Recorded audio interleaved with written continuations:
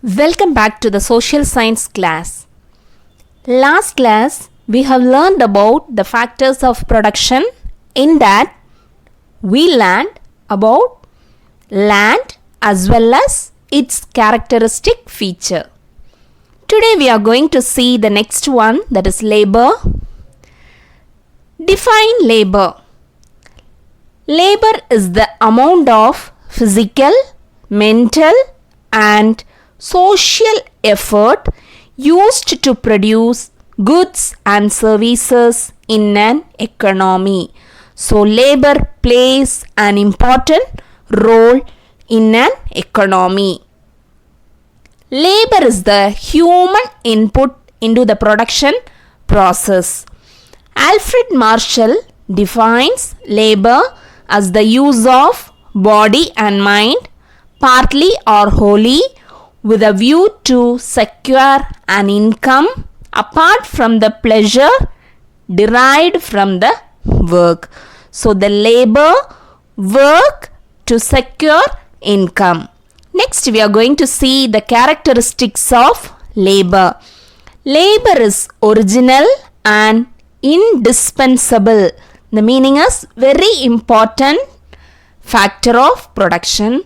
Without it, without labor, the work of production is not possible. Labor is an active factor of production. Land and capital are considered as passive factor of production because they alone cannot start the production process. So without labor, we cannot start the production process. Production from land and capital starts only when a man makes effort. Production begins with the active participation of man. So we need labor for the active participation of production. Labor is not homogeneous, comparable or similar. Skills and dexterity vary from person to person. Skill at doing things vary from one person to another. One labor is different and another one is different. One is interested in something, another one is interested in doing some other thing. Labor cannot be separated from the laborer. Laborer is a person who does a hard physical work. Labor is mobile, capable of moving.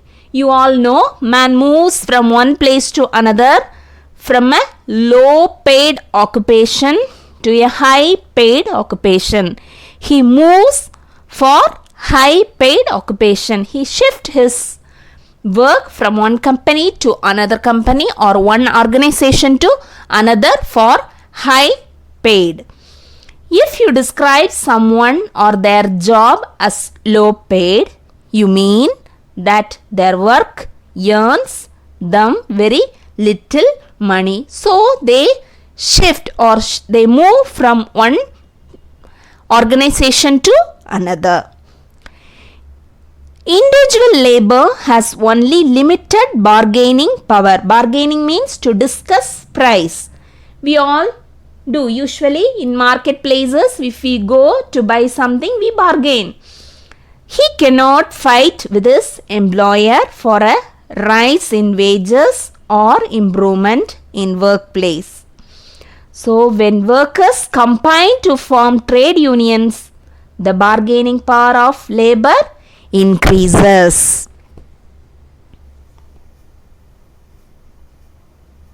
Next one is division of labor.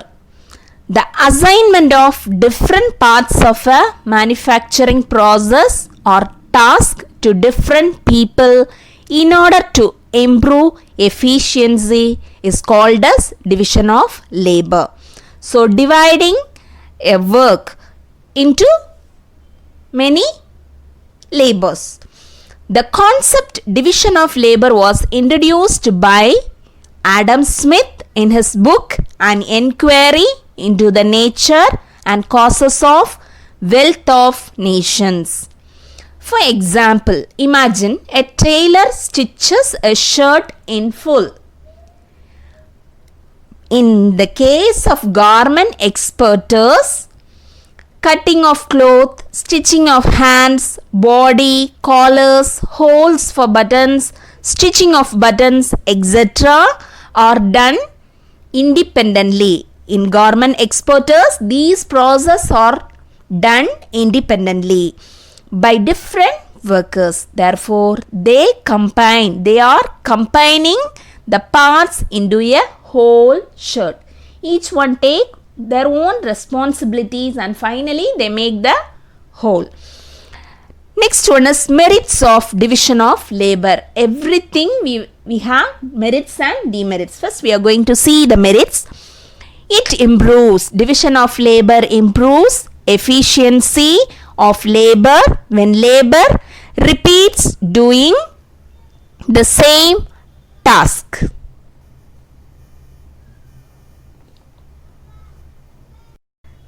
The use of machinery in production resulting in invention. For example, most telegraphic codes you can see in the picture. Time and materials are put to the best and most efficient use. Next one is demerits of division of labor. Repetition of the same task makes labor to feel that the work is monotonous and stale.